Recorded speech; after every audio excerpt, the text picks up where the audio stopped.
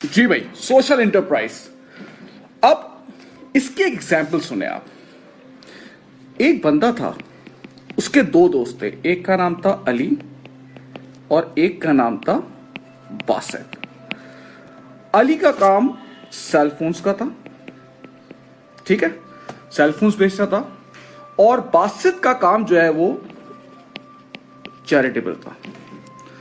ये बंदा जब अपने इस दोस्त से मिलने गया जिसका काम सेलफोन्स का था, उसने कहा हाँ भाई क्या हाल है, सब खैरियत है। उसने कहा हाँ यार सब खैरियत है, बहुत प्रॉफिट हो रहा है, बहुत पैसा आ रहा है, मैं हर साल वेकेशन पे भी जाता हूँ, मैं गाड़ी भी खरीदता हूँ, मैं प्रॉपर्टी भी खरीदता हूँ। उसने कहा यार बड़ा जबरदस्त यार। लेकिन उसने कहा यार तुम जो है वो सोसाइटी के लिए काम नहीं करते, इतना ज्यादा पैसा तो तुम कमा रहे हो लेकिन तुम सोसाइटी के लिए काम नहीं कर रहे। खैर उसके दिमाग में था। फिर वो अपने इस दोस्त के पास गया जिसका नाम था बासित, जो कि एक चैरिटेबल ऑर्गेनाइजेशन कर रहा था, जैसे कि एम्बुलेंस प्रोवाइड करना, फूड प्रोवाइड करना, शेल्टर प्रोवाइड करना। ये इसके पास गया। उसने कहा भाई क्या हाल है, कैसे हो, ठीक हो?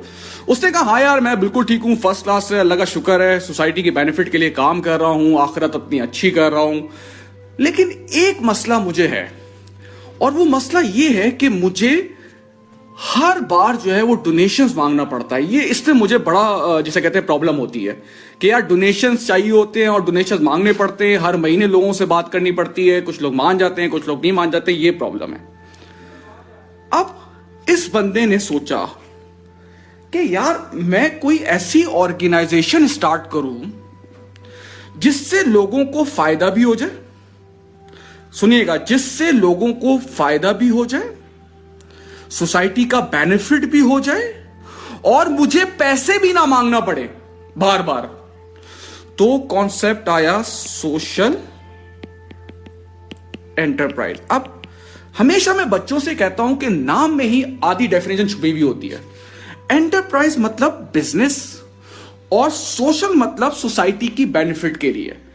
सोशल एंटरप्राइज होते तो बिल्कुल नॉर्मल टाइप ऑफ बिजनेस है, जैसे आप कहें नॉर्मल बिजनेस होता है, जैसे कि सेलफोन की शॉप है, शूज की शॉप है, कोई यूनिवर्सिटी है, कोई कॉलेज है, प्राइवेट ऑर्गेनाइजेशन है।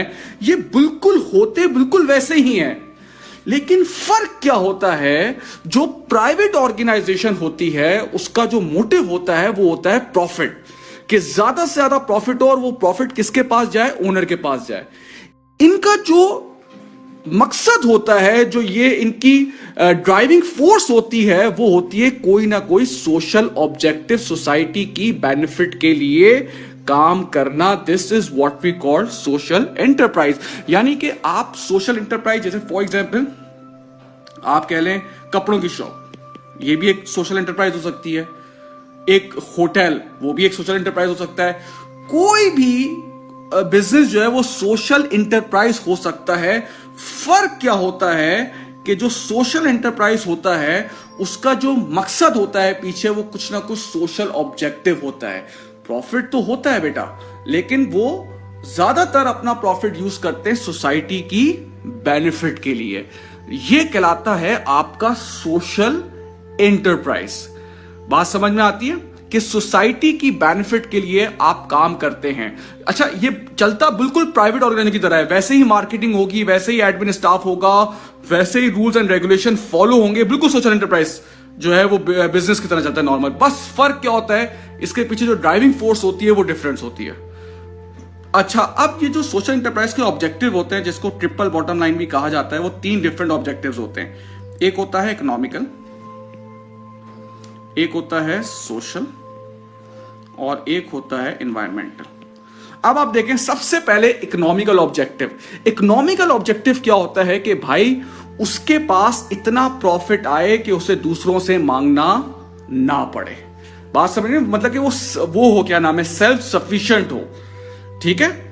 इकोनॉमिकल ऑब्जेक्टिव होता है कि प्रॉफिट हो जाए, इतना प्रॉफिट हो जाए बेटा कि आप अपनी ऑर्गेनाइजेशन के एक्सपेंस को आराम से मीट कर लें, और जो एक्स्ट्रा पैसा आ रहा है फिर वो आप उसको और अपनी सर्विसेज को एक्सटेंड कर लें। दूसरा इसका ऑब्जेक्टिव होता है सोशल। सोशल होता है लोगों को जॉब्स देना, और उमूमन उन लोगों को जॉब्स देना जो कि चैलेंज्ड हो, जैसे हैंडीकैप हो गए, कोई ऐसे लोग हो गए जिनको जॉब नहीं मिल रही है। ये उनका सोशल ऑब्जेक्टिव होता है, सही है ना, ताकि सोशली जैसे लोगों को जॉब मिले, सोसाइटी का फायदा हो। और तीसरा इनका ऑब्जेक्टिव होता है इन्वायरमेंटल ऑब्जेक्टिव, कि इन्वायरमेंट को कम से कम डैमेज करें, ग्रीन प्रोडक्ट्स यूज करें, सही है, ऐसी टेक्नोलॉजी यूज करें जिससे आपके नेचुरल रिसोर्सेज कम से कम यूटिलाइज हो, सही है, पोल्यूशन कम से कम हो। ये होती है एक सोशल इंटरप्राइज। अब जैसे फॉर एग्जांपल आपने सुना होगा कि मौलाना तारिक जमील ने अपना एक ब्रांड लॉन्च किया था, MTJ के नाम से ना लॉन्च किया है। तो आपने देखा होगा बड़ा लोगों ने उस पर क्रिटिसिज्म किया कि यार ये इस उम्र में क्या कर रहे हैं। फिर उन्होंने का एक बयान भी आया और उसमें उन्होंने कहा कि भाई ये जो मैंने ऑर्गेनाइजेशन स्टार्ट की है इस उम्र में, मेरा प्रॉफिट कमाना मकसद नहीं है। मैं ये चाहता हूं कि इस ऑर्गेनाइजेशन से मैं अपने मदरसे को सपोर्ट करूं। मतलब अगर आप MTJ जाएंगे वो बिल्कुल आपको J. और जिस तरह की नाइकी वैसे ही लगेगा, आपको वैसे ही शॉप है, वैसे ही वो है, लेकिन उसके पीछे जो ड्राइविंग फोर्स है ना वो अलग है। उनके पीछे जो उसका मकसद है वो उनके जिसे कहते हैं मदरसेस को चलाना है, जो वो चला रहे हैं, जो वो काम कर रहे हैं उसको सपोर्ट करना है। तो ये कहलाता है आपका सोशल एंटरप्राइज।